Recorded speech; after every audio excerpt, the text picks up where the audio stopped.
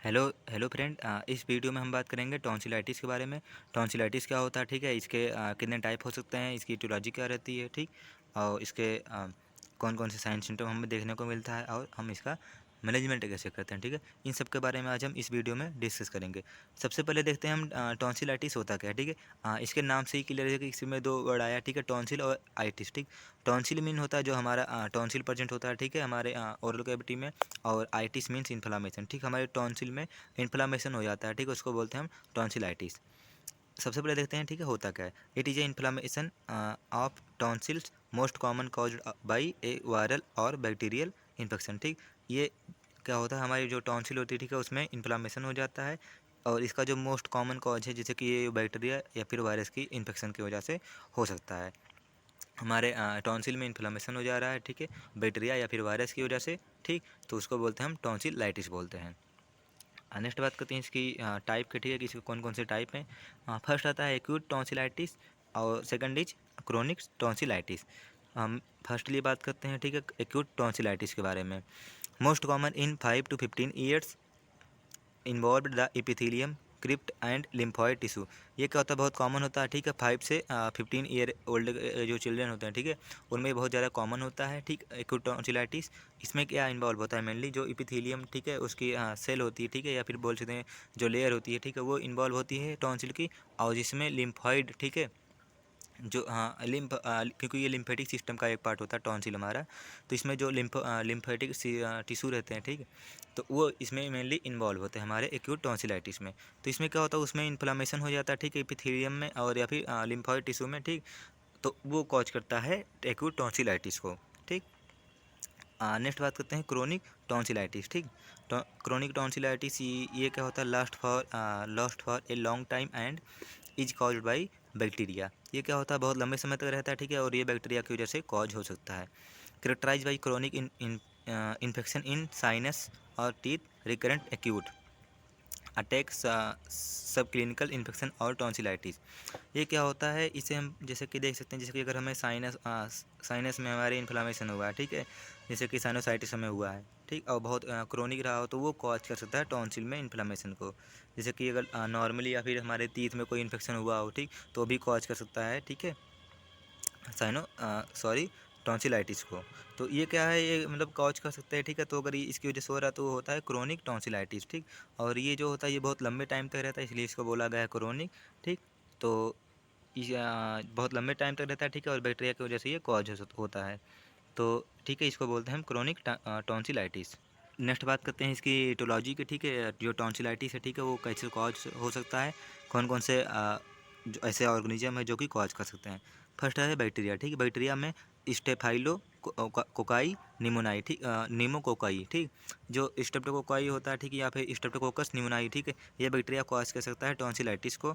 और H influenza, ठीक है, फिर हम बोलते हैं इसको हीमोफिलस इन्फ्लुएंजा, ठीक, ये भी कॉज कर सकता है टॉन्सिलाइटिस को। तो ये दो टाइप के बैक्टीरिया थे जो कि कॉज करते हैं टॉन्सिलाइटिस को। नेक्स्ट है वायरल, ठीक, कोई वायरस हो सकता है, ठीक है, वायरल्स में जैसे कि राइनो वायरस, एडिनो वायरस, तो ये सब है जो कि कॉज कर सकते हैं टॉन्सिलाइटिस को। अपर रिस्पिरेटरी ट्रैक इन्फेक्शन, हमारे अपर रिस्पिरेटरी ट्रैक में कोई इन्फेक्शन हुआ है, ठीक, वो भी कॉज कर सकता है किसको, टॉन्सिलाइटिस को।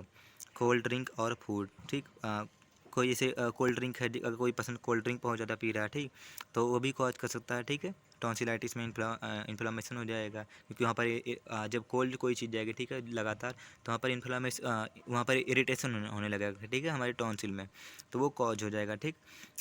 इम्बेडेड फॉरेन, ठीक, और कोई इम्बेडेड मीन्स है कोई फॉरेन बॉडी है, ठीक, या फिर पार्टिकल, फूड पार्टिकल भी हो सकता है इसमें, या फिर बैक्टीरिया भी हो सकता है। वो क्या करता है, हमारे टॉन्सिल में जाके इम्बेड हो जाता है, ठीक है, मीन्स उसमें बैठ जाता है, ठीक, टॉन्सिल में। तो वो भी कॉज कर सकता है, अगर वो लंबे समय तक वहाँ पर जमा हो रहा है, ठीक है, हमारे टॉन्सिल में, तो कॉज कर सकता है टॉन्सिलाइटिस को। चेंजेस ऑफ वेदर, जैसे कि वेदर में चेंजेस देखने को मिलते हैं, जैसे कि अचानक से जैसे बरसात हो रही है, फिर तुरंत गर्मी पड़ने लगे, या फिर गर्मी हो रही फिर सर्दी हो जाए, ठीक। तो अगर ऐसा वेदर में चेंज हो रहा है तो वो भी कॉज कर सकता है टॉन्सिलाइटिस को। और डैम वाटर ड्रिंकिंग, अगर कोई डैम वाटर का ड्रिंक कर रहा है, ठीक है, या फिर गलती एक्सीडेंटली कर लिया वो पानी पी लिया, ठीक है, डैम का, तो वो भी कॉज कर सकता है टॉन्सिलाइटिस को। नेक्स्ट बात करते हैं इसके खास कौन कौन से साइन और सिम्टम हमें देखने को मिलते हैं, ठीक है। फर्स्ट है सोर थ्रोट, ठीक, हमारे गले में खराश रहती है, ये बहुत कॉमन होता है, ठीक है। टॉन्सिलाइटिस जब होती है तो कफ होगा, ठीक। ईयर पेन, और हमें ईयर पेन भी हो सकता है। Voice become thick and muffle, ठीक। इसमें क्या होगा, हमारी जो वॉइस होती है, ठीक है, वो बहुत मोटी हो जाती है, ठीक, और वो बैठी हुई रहती है, ठीक है। जैसे कि हम अगर बोलते हैं तो आवाज़ नहीं निकलती है सही से, ठीक, और आवाज़ जो है वो बहुत बैठ के निकलती है, बहुत बैठी रहती है। जुगलो डायागैस्ट्रिक नोट्स इनलार्जमेंट, जो जुगलो डायागैस्ट्रिक नोट्स प्रेजेंट होती हैं, ठीक है, हमारे यहाँ पर जो जुगुलर वेन होती है, ठीक है, वहाँ से लेकर, ठीक है, हमारे गैस्ट्रिक रीजन तक, ठीक है, नोट्स प्रेजेंट होते हैं, ठीक है। जो वो क्या होते हैं, ये जो नोट्स होते हैं, ठीक है, वो लिम्फेटिक नोट्स रहते हैं, या फिर लिम्फ नोड हम बोल सकते हैं। उसमें क्या होता है, जो नोट्स होते हैं वो इनलार्ज हो जाते हैं, ठीक है, वो बड़े हो जाते हैं। तो ये हमें देखने को मिलता है टॉन्सिलाइटिस में। फीवर हमें देखने को मिल सकता है, क्योंकि वहाँ पर इन्फ्लामेशन हुआ, इन्फेक्शन हुआ, तो उस वजह से फीवर देखने को मिल सकता है। डिफ़िकल्टी इन सोलोइंग, ठीक, हमें निगलने में दिक्कत होगी, ठीक, पेन होगा हमारे गले में, ठीक, हम जैसे कि अगर ड्रिंक करेंगे तो ड्रिंक नहीं कर पाएंगे, या फिर खा भी नहीं पाएंगे, ठीक। कुछ भी चीज़ें हम सोलन करने में, ठीक है, बहुत डिफ़िकल्टी होगी। Pain and irritation in the throat, हमारे गले में, ठीक है, इरिटेशन और पेन होगा, ठीक। येलोइश स्पॉट इन फॉलिकुलर, जो फॉलिकुलर मीन्स जो टॉन्सिल, ठीक है, टॉन्सिल के आसपास एरिया में हमें येलो स्पॉट दिखेंगे, ठीक है। अगर कोई फॉरेन बॉडी वहाँ पर इम्बेड हुई है, ठीक है, तो उस वहाँ पर हमें येलो कलर के, ठीक है, कुछ पार्टिकल दिखेंगे, ठीक है, स्पॉट टाइप में, तो वो हमें देखने को मिल सकते हैं। तो ये सब कुछ साइन थे, ठीक है, जो कि हमें देखने को मिलते हैं साइनोसाइटिस में, सॉरी, टॉन्सिलाइटिस में। नेक्स्ट बात करते हैं हम डायग्नोस्टिक इवाल्युएशन के बारे में, कि कौन कौन से डायग्नोस्टिक टेस्ट हम परफॉर्म करते हैं टॉन्सिलाइटिस के केस में। फर्स्ट है history collection to know causative factor, ठीक, हम हिस्ट्री कलेक्शन ले सकते हैं, जिससे क्या होगा, हमें कॉस्टिव फैक्टर, जो कॉस्टिव एजेंट है, ठीक है, उसके बारे में हमें पता लग सकता है। जैसे कि उसका कोई रिस्पिरेटरी ट्रैक में इन्फेक्शन रहा होगा पहले, ठीक है, या फिर उसने कुछ ऐसा पिया हो जो बहुत ज़्यादा ठंडा था, ठीक है, जैसे कोल्ड ड्रिंक का यूज किया हो, या फिर वो उसके क्लाइमेट में कुछ नॉर्मली चेंजेस हुए हों, ठीक है। तो ये सब हम हिस्ट्री कलेक्शन में ले सकते हैं। फिजिकल एग्जामिनेशन कर सकते हैं, फिजिकल एग्जामिनेशन में हेड टू हम एग्जामिनेशन कर सकते हैं पेशेंट का, और थ्रोट स्वैब कर सकते हैं हम, थ्रोट स्वैब के थ्रू, ठीक है, वहाँ पर कोई एंटीबॉडी या फिर कोई माइक्रो ऑर्गेनिज्म है, ठीक है, तो उसको हम टेस्ट कर सकते हैं उसकी मदद से। मोनो स्पॉट टेस्ट हम कर सकते हैं, ठीक है। ये क्या होता है, ये एक तरीके का टेस्ट होता है जो कि हम परफॉर्म करते हैं, कोई भी एंटीजन या फिर एंटीबॉडी वहाँ पर प्रेजेंट है, ठीक है, तो उसको डिटेक्ट करने के लिए हम वो परफॉर्म करते हैं। ब्लड टेस्ट कर सकते हैं, ठीक है, हम ये कुछ टेस्ट थे जो कि हम परफॉर्म करते हैं टॉन्सिलाइटिस के केस में। नेक्स्ट बात करते हैं मैनेजमेंट के बारे में, ठीक है, हम मैनेजमेंट क्या क्या करते हैं टॉन्सिलाइटिस में।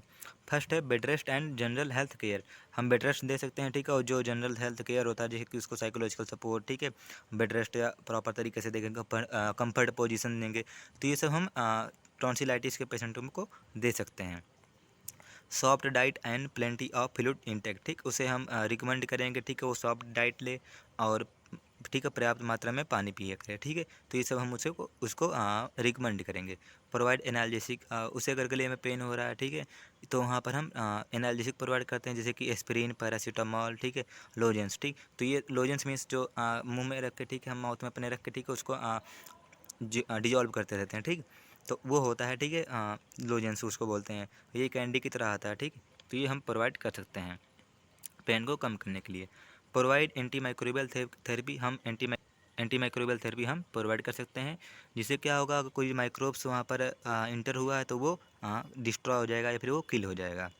जैसे कि हम पेंसिलिन दे सकते हैं, ठीक है, पेंसिलिन एक एंटीबायोटिक है, ठीक, हम पेंसिलिन प्रोवाइड कर सकते हैं। एरिथ्रोमाइसिन हम प्रोवाइड करते हैं, ठीक है, फॉर 7 to 10 डेज, हम 7 से 10 दिन तक के लिए, ठीक है, एरिथ्रोमाइसिन या फिर पेंसिलिन प्रोवाइड करते हैं, ठीक है, जिससे क्या होगा, जो टॉन्सिलाइटिस, जिसको बोलते हैं टॉन्सिलेक्टॉमी, ठीक, ये क्या होता है, इसमें जो टॉन्सिल होती है उसको हम सर्जिकली रिमूव कर देते हैं अगर वो बड़ी हो गई तो। If the enlarged tonsil interfere with speech, अगर वो क्रोनिक कंडीशन में चली गई, ठीक है, और वो हमारी स्पीच में, ठीक है, इंटरफेयर कर रही, मीन्स वो जो पर्सन है वो प्रॉपर तरीके से वो बोल नहीं पा रहा, ठीक, तो वहाँ पर क्या होता है, उसको हम सर्जिकली रिमूव कर देते हैं, ठीक है, टॉन्सिल को, इसको बोलते हैं टॉन्सिलेक्टॉमी, ठीक है। तो ये था हमारा मैनेजमेंट, ठीक है, टॉन्सिलाइटिस का। तो